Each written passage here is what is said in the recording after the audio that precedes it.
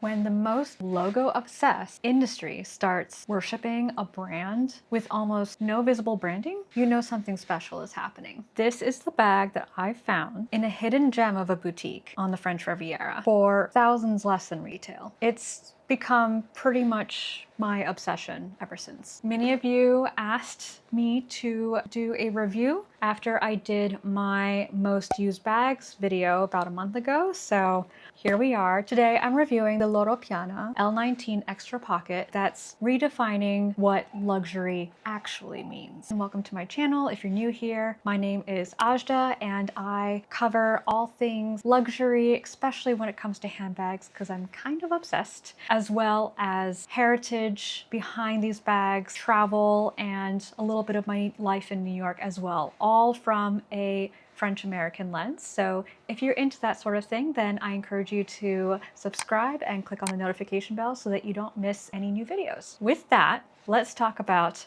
this gorgeous beauty. So this is the Extra Pocket L19. It is ostrich on the outside and lambskin on the inside. It is this sandy beige color, which I think is like a sun gold, I believe, as they describe it. It has this beautiful gold tone hardware with the signature My Charms zipper pulls. The L19 has become Loro Piana's, honestly, one of their signature styles, most coveted bags. Celebrities like Sophia Richie-Grange and Gigi Hadid have been sporting the style, and honestly, this really embodies the meaning of quiet luxury. It doesn't scream any logos and has just impeccable materials and craftsmanship. This one in particular is an ostrich, so it does take it up yet another level. The distinctive quill pattern, it's unmistakably exotic without being flashy. This bag currently retails for about $7,500, which is about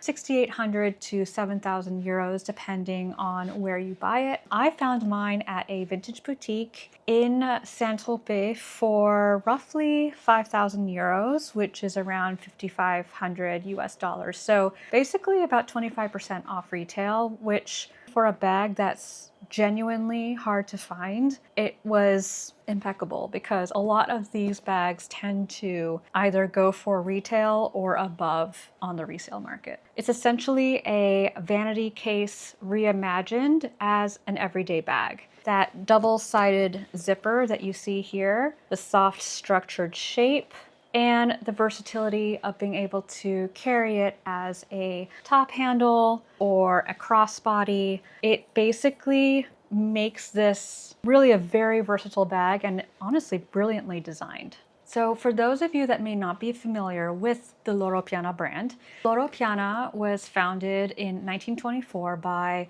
Pietro Loro Piana in Quarona, which is a small Italian village in the Piemonte or Piedmont region, so near the Italian Alps. For generations, the family had been textile merchants, but Pietro really evolved and transformed that heritage into something much bigger and pretty extraordinary. Loro Piana originally became famous for its cashmere. They're actually the largest purveyor of cashmere, sourcing from Mongolia and China, and vicuña wool from the Peruvian Andes. Honestly, in the end, it's kind of like a if you know, you know. In 2013, LVMH acquired 80% of the company for $2.6 billion.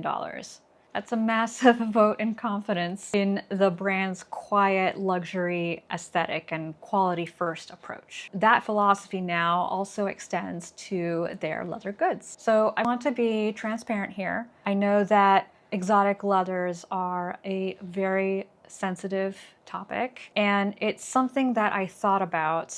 If I were buying this bag new, I would probably go for the calfskin. But for a pre-owned piece like this one, I feel good about giving it a second life rather than letting it sit unused. And I think that's partly what vintage and circular fashion is all about. It's honoring what already exists. Ostrich is prized because it's incredibly durable. It's actually more resistant to scratching and cracking, while it's still supple and lightweight. These quill marks that you see, they're called follicle patterns. And that's actually what makes each ostrich bag unique. Like, no two bags are exactly alike. I found this bag last August in Saint-Tropez at a boutique called Les Folies d'Eugénie. I started over a decade ago in Nice and then expanded to Paris. There's also a location in Cannes. I've been to both the Paris and the Nice locations. They specialize in authenticated pieces from Hermès, Chanel, Louis Vuitton, basically all the houses.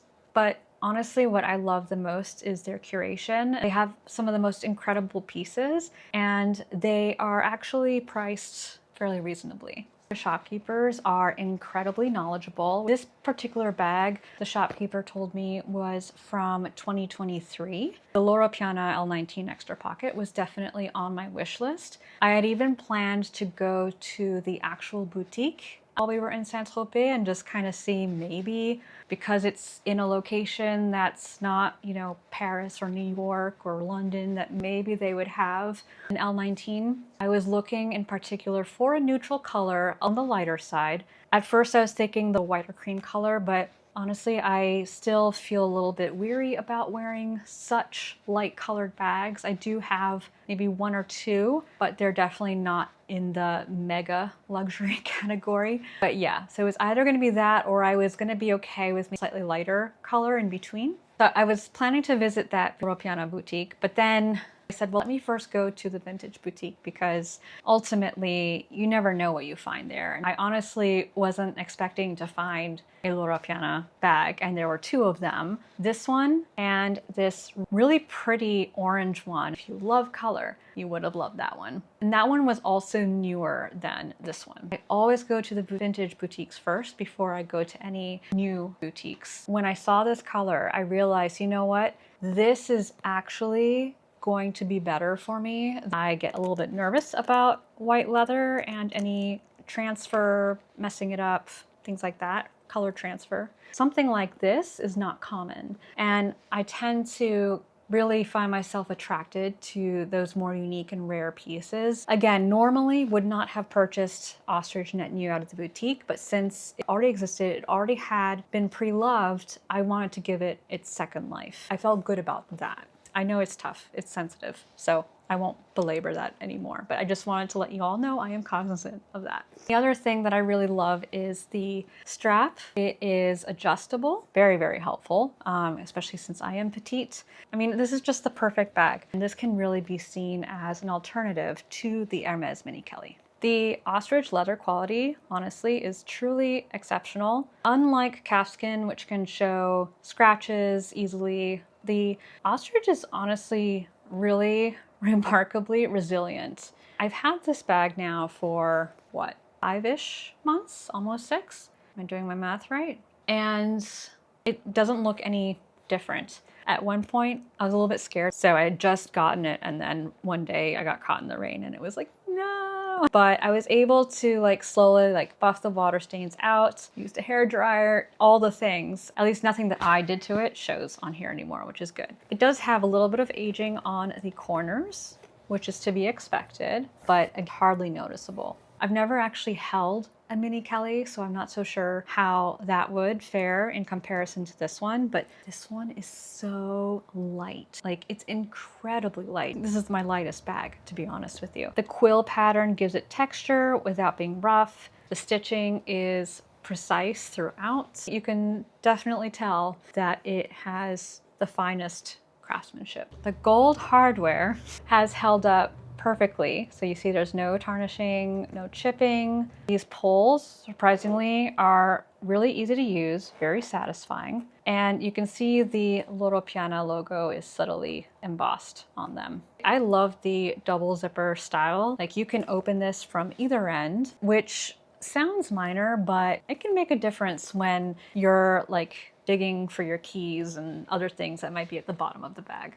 So I wear this primarily as a crossbody. So you can kind of see how it looks on me here. It sits right on my hip, which is perfect. The strap length, again, it is adjustable. So I adjusted it actually kind of in the middle. And there's 2 notches here that could be used, and then there's a few others down here. So if you're tall or on the petite side, you will be able to adjust the strap according to what you need. This strap is very comfortable to wear, again, because the bag is so light, it doesn't dig depending on what you put in your bag. I'll do a what fits in my bag, and you'll see what you can carry. It actually carries more than you would think. As a top handle, it is very elegant. As a result, can be worn day or night. I'll find myself kind of wearing it like this in the evenings. The strap can easily be taken on and off with this little key-ring here. I usually leave this on because I mostly wear this crossbody,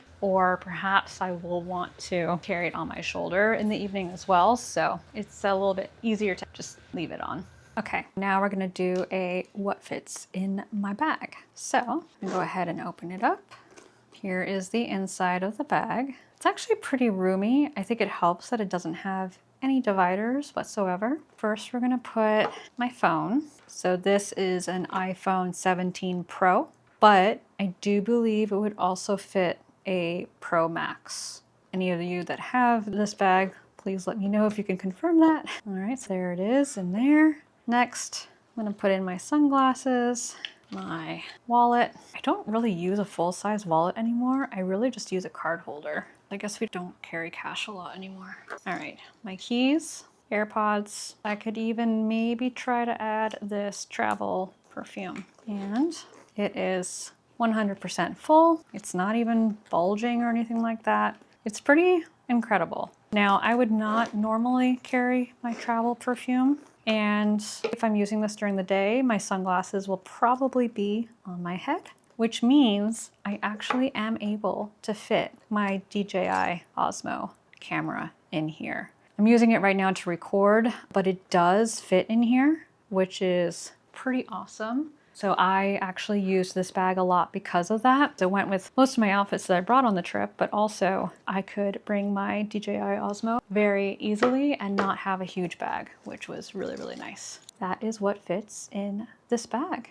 Let me know what you all think. If you've been able to fit something else that was not expected, I would love to know, because yeah, this is a surprisingly small but very mighty and full bag. So in terms of wear and tear, there's a little bit of aging to the leather, but there aren't any rips or tears. There are no marks on it other than obviously the quill pattern. That's what gives it that texture and its personality and uniqueness. No two little quills are the same.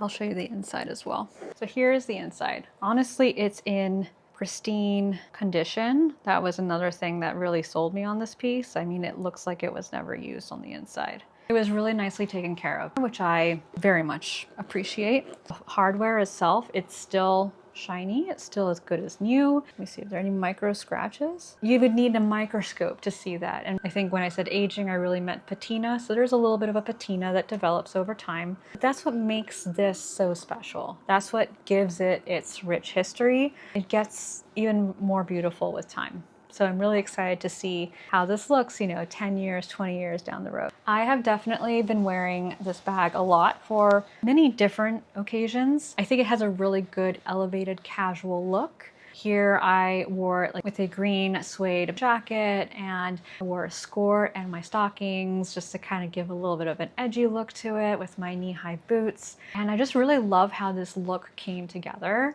And this color bag really complemented all the colors I was wearing really well. I think it kind of actually pulled everything together. So that's sort of like an elevated casual look that I've worn it for. I wore it also just during travel, obviously, when I first got it. I wore it with this gorgeous white set. Also worn it with long dresses in the summer. Here's an example where I'm wearing all white that I wore to an event, but that could have easily been worn for work as well, or like a work event. I think honestly, it is the most versatile bag that I have in my collection. And again, it can really pack a bunch. Honestly, it's a perfect neutral that goes with everything, whether you wear black, navy, brown, just any color. Loro Piana does also do colored ostrich and calfskin. If you're going to invest in an exotic leather, then definitely I'd choose a neutral. You can't beat like a warm neutral like this. If you're looking for a Kelly alternative, this is honestly perfect, and it is at a lower price point, which is always very nice. If you're on a strict budget, I would look at the calfskin versions on the pre-loved market. If you can find one net new in the store, I think that those retail for like the 3 to 4K range. Sometimes you can find less than that on the resale market, but generally speaking, it resells at retail or slightly higher, just because of how limited in quantity that they're produced.